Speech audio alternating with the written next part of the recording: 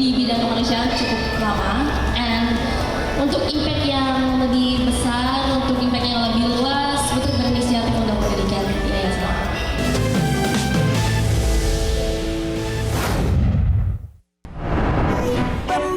Murka dikatain nenek-nenek hip hop, Agnes buru haters.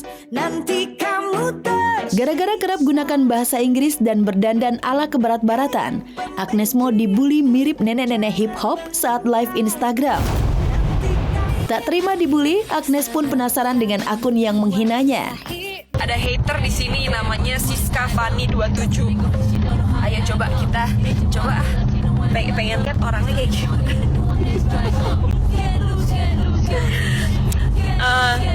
Coba lihat, dia bilang katanya ini coba kita cari aja, coba kita screenshot terus kita cari orangnya kan, toh kita juga ada orang IT-nya kan buat nangkep kayak beginian.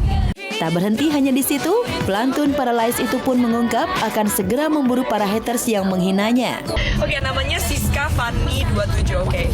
Namun uniknya, Agnes berikan waktu untuk haters tersebut agar sampaikan keluh kesahnya. That's the attention that since you know you're so kepengen banget untuk dapat attention. I'm giving you that attention right now since I got time. But just know that I have your name now and yeah.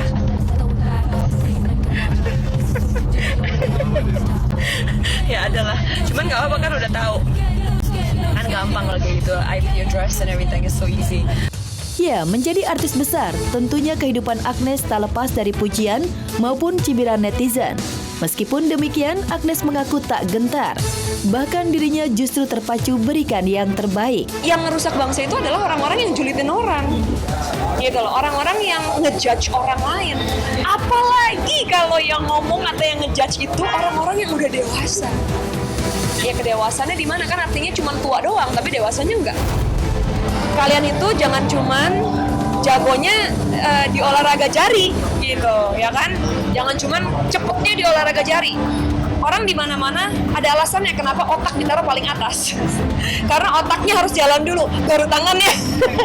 Jangan sebaliknya gitu. Kedewasaan berpikir itu sangat berpengaruh. Tetapi sekarang pertanyaannya adalah gimana sih caranya kita punya pikiran itu menjadi lebih dewasa?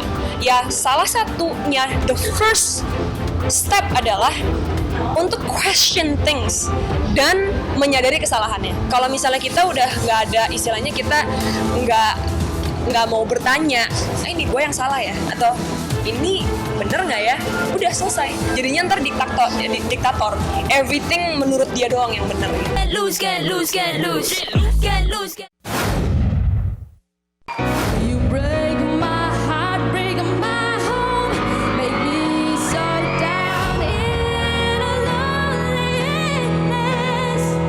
Pemirsa, selama beberapa minggu terakhir ini, nama Putri Aryani menggema di jagat sosial media. Sekilas tak ada yang istimewa dari Putri, seperti remaja lainnya. Namun publik dibuat tercengang lantaran tak hanya memiliki suara emas. Putri juga berhati mulia.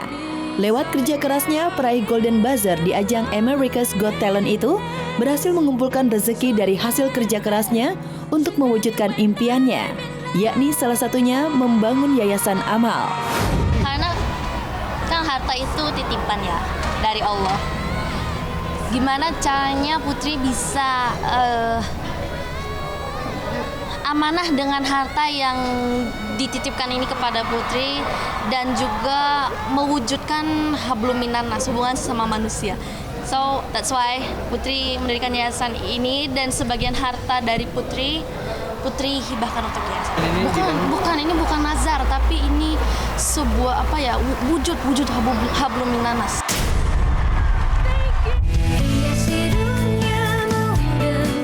Memiliki keterbatasan fisik tak lantas membuat Putri Aryani menjadi anak minder.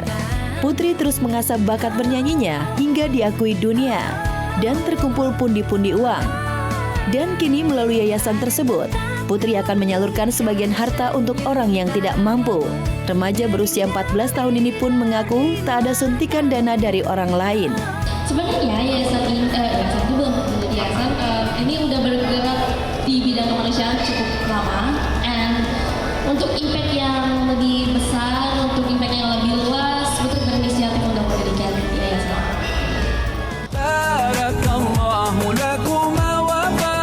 Selain suara merdu, Putri Aryani juga fasih membaca Al-Quran. Simak saja lantunan ayat suci Al-Quran dengan suara yang menyayat hati ini. Tabarakalladzi biyadihil mulku wa huwa ala kulli syai'in qadir.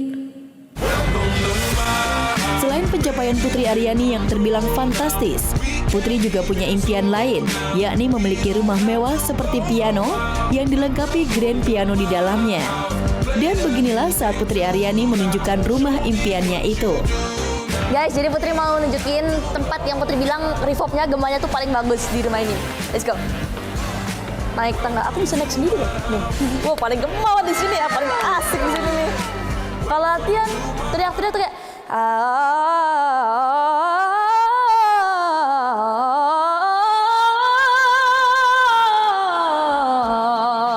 udah kayak di opera house gitu loh.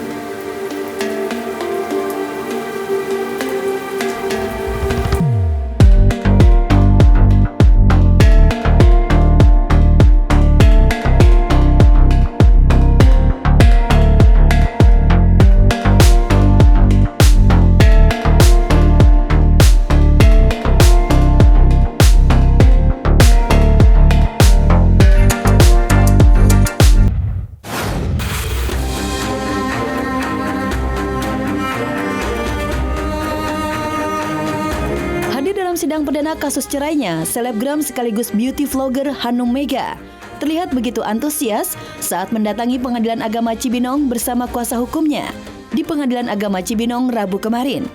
Namun sidang yang harusnya beragendakan mediasi itu, sang suami Ahmad Herlambang memilih absen sehingga sidang terpaksa ditunda.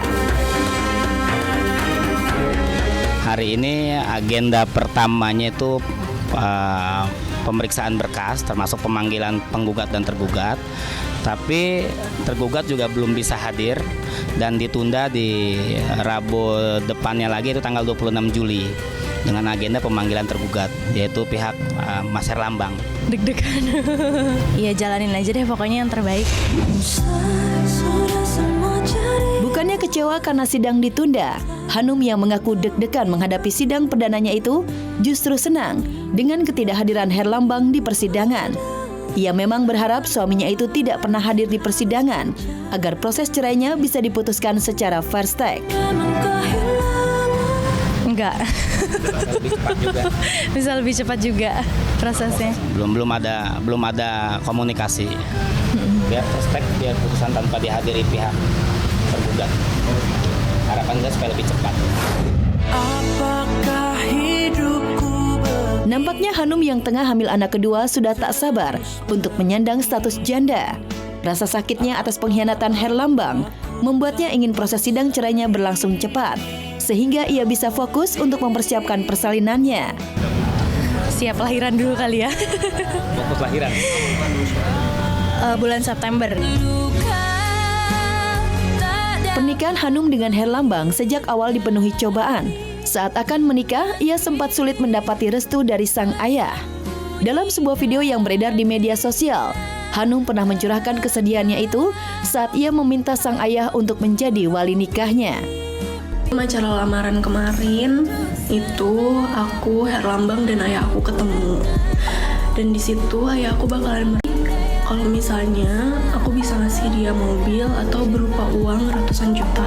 Iya kan, apa yang dimau ayah aku, karena aku percaya pasti rezeki bakalan datang berkali-kali lipat kalau misalnya niat kita baik. Jadi di situ ayah aku datang ke acara lamaran aku. Nah, aku menikah habis lebaran. Jadi di situ aku nabung.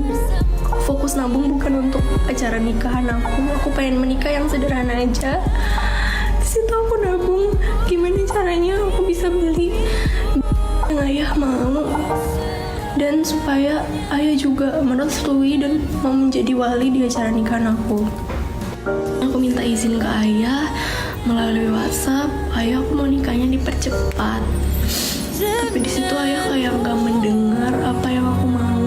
Di situ ayah tetap kekeh, kalian bisa menikah kalau barang atau uang yang ayah mau itu ada.